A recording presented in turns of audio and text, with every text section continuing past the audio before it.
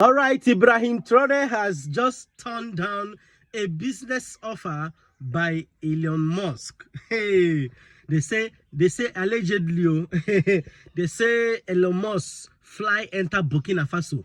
One can't give Ibrahim Traore business proposal. They say he fly enter. You don't want anybody, make anybody know. No media, no television, nothing. They just want to a private meeting with Ibrahim Traore. I beg, make I play the video, make una help me. He flew in with no cameras, no press, and no public schedule. He thought a quiet meeting would be enough. He thought his name and money would impress. But what he got was a reality he never expected. Elon Musk tried to buy into Africa. But President Ibrahim Traore reminded him that dignity isn't for sale. It was just past midnight in Ouagadougou when the jet touched down. No flag, no logos, only the whisper among airport staff. That's Elon Musk's plane. The billionaire had made it clear. No media, no welcome party, no photos. He had come in secret, not for show, not for politics, but for something he thought would be simple, a business deal. For months, Musk's global team had been scouting Africa quietly, not just for lithium and rare minerals, but for markets. New places to sell electric cars and expand his Tesla empire. But in one country, they hit a wall: Burkina Faso. Because every time his team reached out to local authorities, they were told the same thing: you'll have to speak to the president directly. So Musk decided to come himself. It won't take long, he told his aide. This is Africa. They'll take the offer.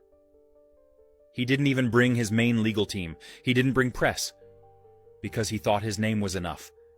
He thought Ibrahim Traore would be like the others, eager to shake hands, smile for photos, and sign billion-dollar deals.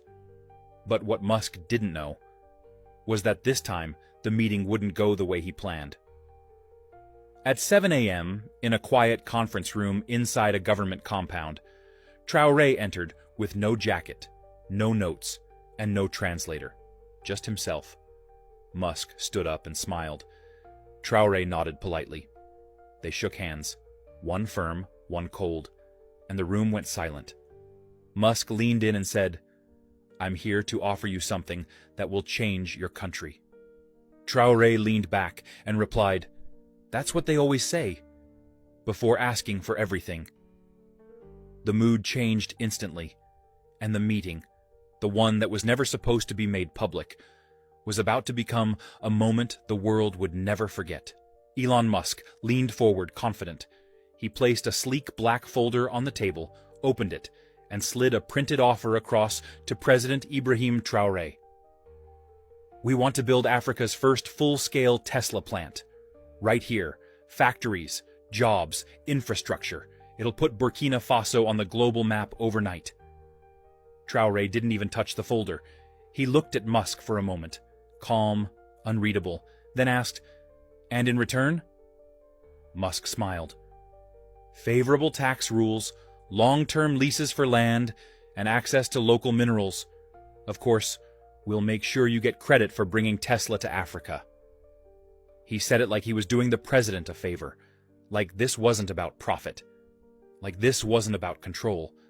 But Traore didn't smile back. Instead, he asked, "Did you speak with our engineers? The young ones building EV bikes in Bobo Dioulasso?"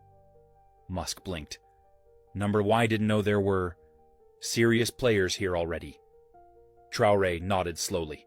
Then he pulled a small tablet from his pocket and tapped it once. A video began to play. A local Burkinabe company assembling electric vehicles from recycled parts, designed by engineers under 30. He handed the tablet to Musk. "Before you came here, they were already building the future." Musk tried to laugh politely. "I admire that truly. But let's be honest. Africa needs scale. We're talking billions. We can take this 10 steps ahead." Then he paused, looked Traore in the eye. "I'm offering $1 billion in investment, cash. Think what that could do for your country." The room went silent. For a moment, Traore said nothing. Then he leaned forward, resting both hands on the table. And very softly he said, "Mr. Musk, you came here thinking Africans are waiting for someone to bring them light. But what you didn't realize is that we already have fire." Musk's smile disappeared. The air turned heavy. "So you're turning it down?" he asked, unsure now. Traore's voice didn't rise. It was still calm, but sharper now. "I didn't say no. I said Africa first.